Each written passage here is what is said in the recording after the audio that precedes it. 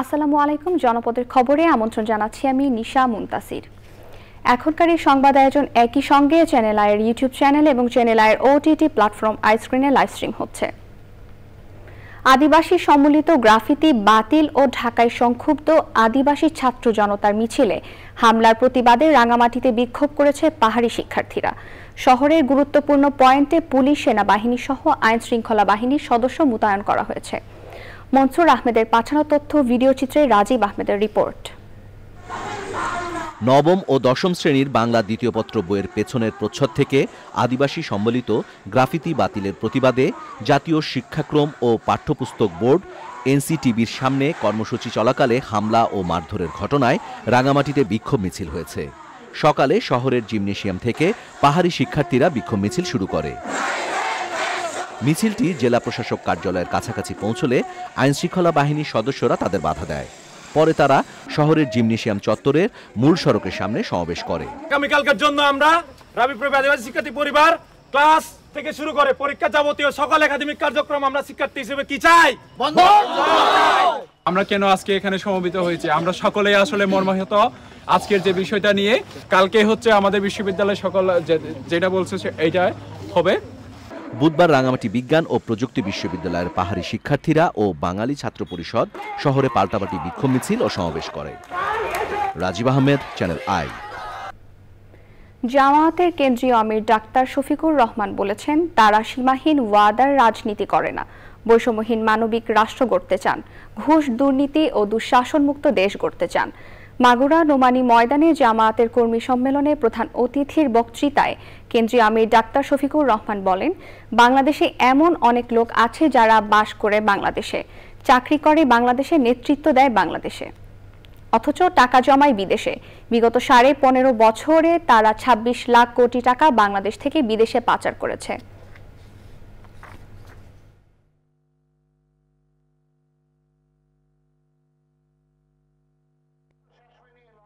আমরা হাতে হাত ধরে কাঁধে কাঁধ রেখে আগামীতে বৈষম্যহীন সমাজ গড়বো ইনশাআল্লাহ। আমরা তাদেরকে কথা দিচ্ছি, যেমন সম্মানটি আজকে আপনারা আমাদেরকে দেখালেন, আগামী দিনে তেমন সম্মান অথবা তার চেয়ে ভালো সম্মান যেন আপনাদেরকে দেখাতে পারি। আল্লাহ যেন আমাদেরকে তৌফিক দান করেন।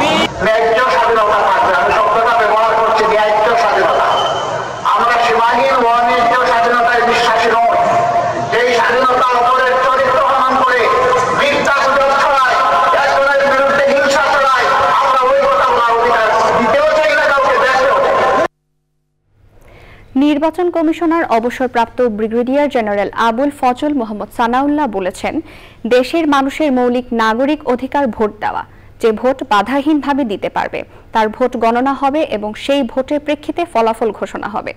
খুলনায় ভোটার নিবন্ধন প্রক্রিয়া চ্যালেঞ্জ এবং চ্যালেঞ্জ উত্তরণের উপায় বিষয়ক কর্মশালা উদ্বোধন করে তিনি বলেন, পূর্ণাঙ্গ ভোটার তালিকা নিয়ে তথ্য সংগ্রহকারী বাড়ি বাড়ি যাবেন, যেন ভবিষ্যতে কোনো প্রকার সন্দেহ এবং কোনো ভুয়া ভোটার তালিকায় না আসে।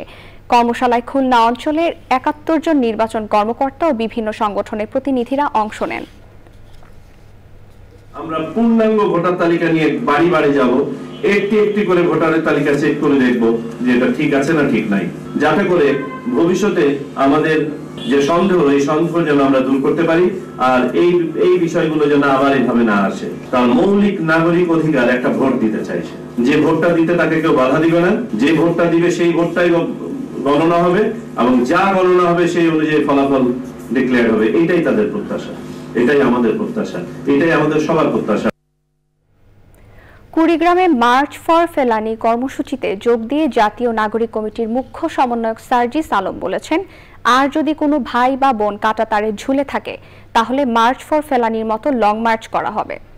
ফেলানি হত্যা সহ সীমান্তে সব নাগরিক হত্যার বিচার, সীমান্তে মরণঘাতী অস্ত্র ব্যবহার বন্ধ, শহীদ ফেলানির নামে কুড়িগ্রাম কৃষি বিশ্ববিদ্যালয়ের একটি আবাসিক হলের নামকরণ, নতজানু পররাষ্ট্রনীতি বাতিল করে সাম্যের ভিত্তিতে পররাষ্ট্রনীতি গ্রহণ ও কুড়িগ্রামের চরের মানুষের জীবনমান উন্নয়নে বিভিন্ন পদক্ষেপ সহ 5 দফা দাবি জানান সার্জিস আলম। এ সময় জাতীয় নাগরিক কমিটির আহ্বায়ক নাসির উদ্দিন, সদস্য সচিব আরিফ সোহেল ও অন্যরা উপস্থিত ছিলেন।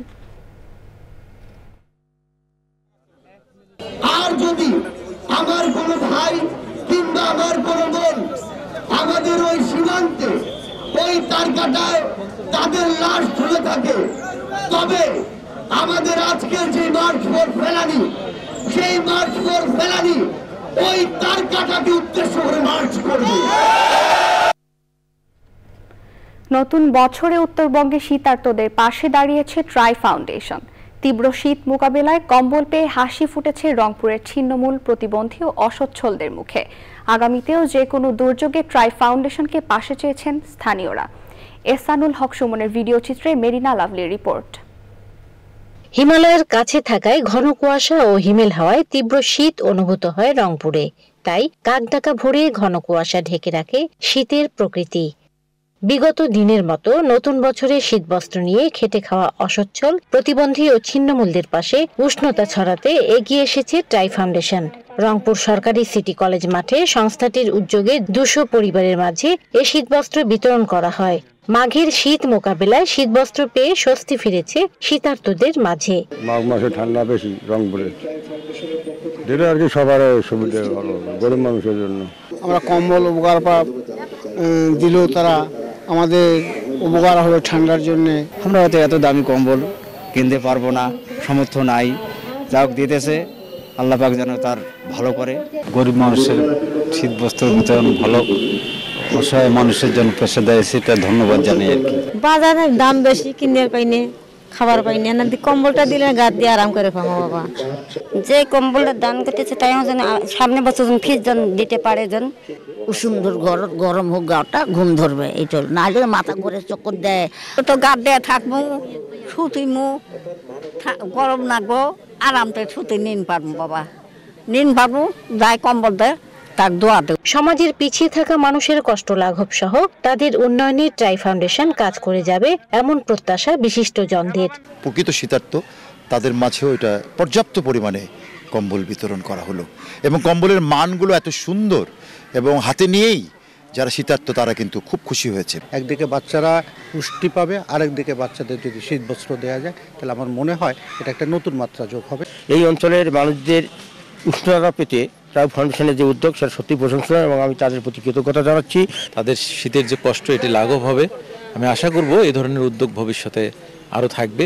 শীতবস্ত্র বিতরণ সহ গত 20 বছর ধরে নানা ধরনের মানবিক কার্যক্রম পরিচালনা করে যাচ্ছে ট্রাই ফাউন্ডেশন। চলতি শীতে শীতার্তদের পাশে দাঁড়াতে বিভিন্ন সংস্থা সহ বিত্তবানদের এগিয়ে আসার আহ্বান জানিয়েছে ট্রাই ফাউন্ডেশন। রংপুর থেকে মেরিনা লাভলি, চ্যানেল আই। চাঁদপুর শহরকে যানজট মুক্ত রাখতে পুলিশ ও বৈষম্য বিরোধী ছাত্র আন্দোলনের কর্মীরা ও ছাত্র জনতা যৌথভাবে কাজ করছে। শহরের আল্লাহর চত্বর থেকে কর্মসূচি উদ্বোধন করেন জেলা প্রশাসক মোহাম্মদ মহসিন উদ্দিন। শহরের 10টি পয়েন্টে ট্রাফিক পুলিশ ও ছাত্র জনতা এ কাজ করছেন। উপস্থিত ছিলেন পুলিশ সুপার মোহাম্মদ রকিব উদ্দিন ও ট্রাফিক ইন্সপেক্টর প্রশাসন মাহফুজ মিয়া সহ বৈষম্য বিরোধী ছাত্র আন্দোলনের নেতারা।